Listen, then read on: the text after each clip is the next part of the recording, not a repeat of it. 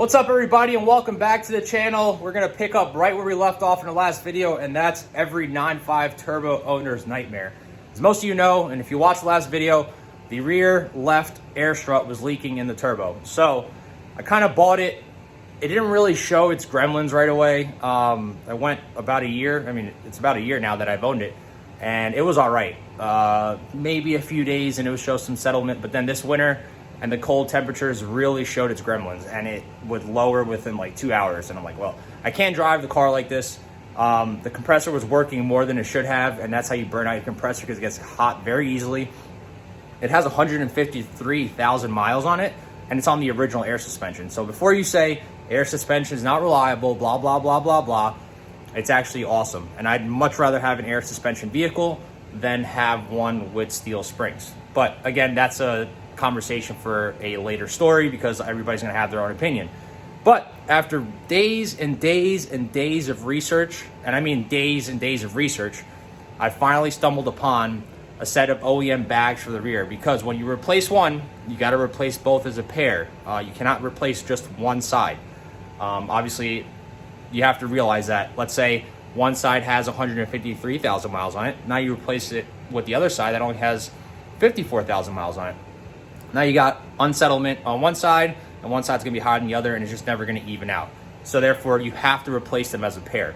And I was able to land those. So we're gonna do that, and then the new rear sway bar links came in as well, because those were obviously destroyed, as you saw in the last video.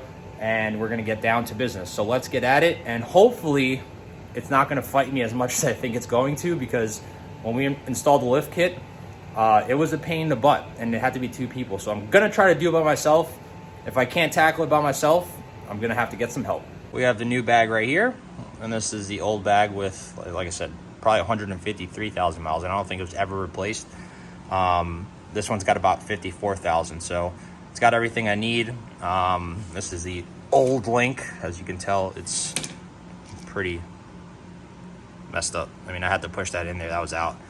So I am excited to get these on there, because I want my vehicle up and running. After numerous attempts of attempting to pull the dampener down just by hand force, I cannot get it to come down. So I'm gonna attempt to install it on the vehicle, which I don't know how it's gonna work, because it's got at least an inch or more versus that one to even reach the control arm. So I don't know how it's gonna work. We're gonna see if I can just maybe place it up there and see how much room I have, but I'm probably gonna have to jack up the control arm to even meet the entry for the bolt of the dampener. So I just learned this from the Porsche group, which being a part of these groups is freaking amazing. So compressed air, just take some and you put it right in the airline fitting, and apparently you just stick it in there, give it nice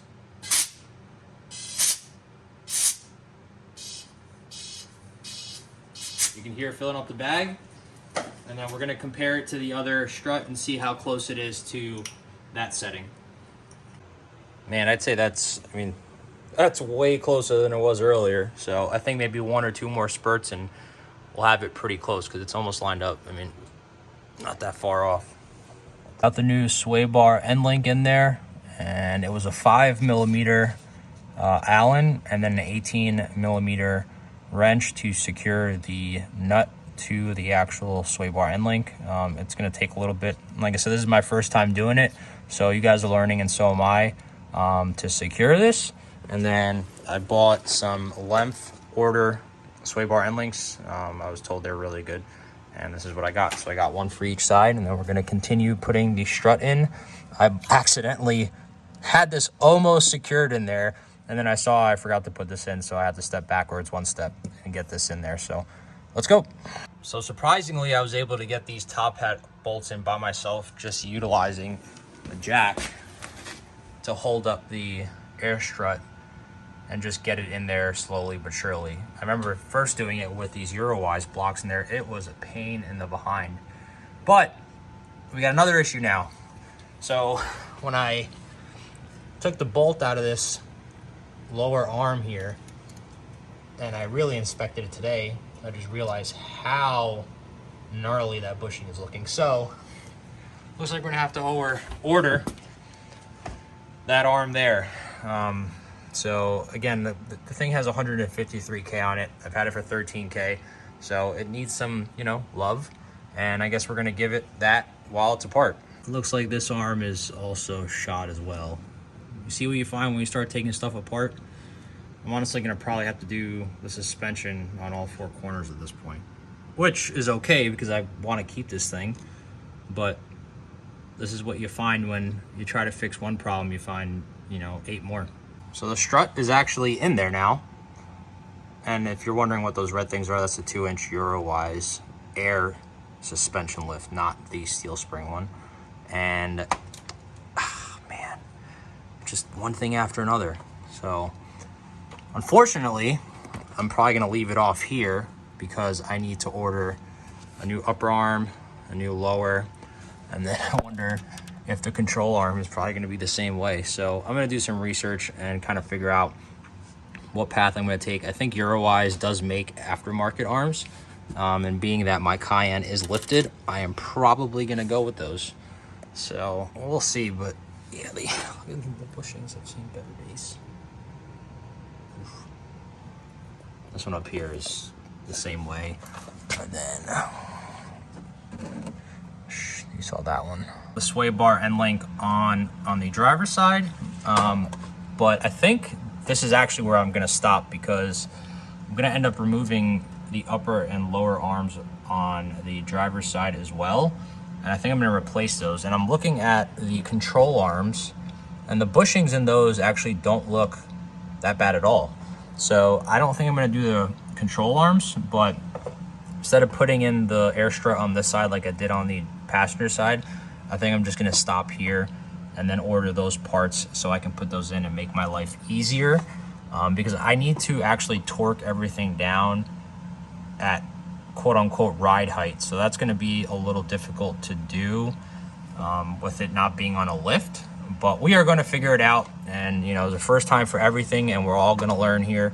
So my buddy who owns a Euro shop has been helping me out with torque specs and what I need to do and how I need to do it. So it's nice having that connection with somebody that can help you out and make sure that you get it done correctly. And obviously if I don't get it 100%, he'll be able to help me out if I can get it to his shop at that point. But we're gonna make sure that we get it, you know, as close to 100, if not 100%. I hope today's video was informative for you guys regarding the 958 Turbo. Again, this is my first time doing this stuff, so we will learn together. We will get it done right. I will use the information that I gather from either online forums, Facebook groups, or my, you know, personal mechanic friends that I have that own Euro shops. And those are the ones that are also helping me with like torque specs. You got to torque at ride height. You got to make sure all this stuff is good. But I wanted to tackle this on my own, and I want to take you guys along for the journey. So if you have any questions whatsoever regarding 958 turbos, you could always put it down in the comments. I will try to get you the answer that you need, but we're going to get through this together. The passenger side was somewhat done today. I'm stopping because I need to order those new arms. As you saw, the bushings were completely shot. I did not research those last time and look into them, as I saw it today when I was reinstalling the air strut that I got. Regarding the compressed air from earlier in the video, do that at your own risk. That is something that I'm not recommending, but I had some people recommend that to me, and for the life of me, I could not get that shock, dampener, whatever you want to call it, to move with my own strength. It was impossible. I used my back, my legs, and I could not get that thing to move. So the compressed air was 1-2 spurts at max, and that thing moved effortlessly. So I think that that was needed, but at the end of the day, I'm going to get the entire system filled with nitrogen again, because that is what Porsche recommends. It is a semi or almost closed system. So when you fill it with nitrogen and you have no leaks in your air system, that air is not going anywhere. So I had a leak, and all that nitrogen is probably out of there, and that tank brings in air from the atmosphere to make up for the nitrogen that's not in the system. So at the end of the day, that is going to be revamped, and I'm going to try to get my own system and my own nitrogen to be able to fill it up myself. And again, that's gonna take some research to figure out what I'm gonna do for that.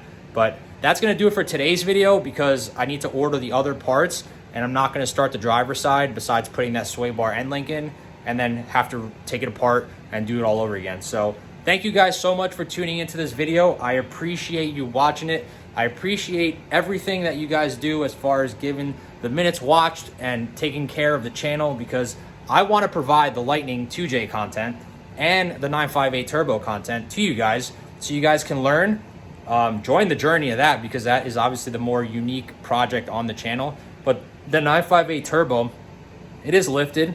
It's different, you know, it's starting to become, I wouldn't say more common, but people are starting to love Cayennes and see that they are a different option for an off-road vehicle. I like taking it on the beach, like going down to Outer Banks, and it's something that I like to have for the family.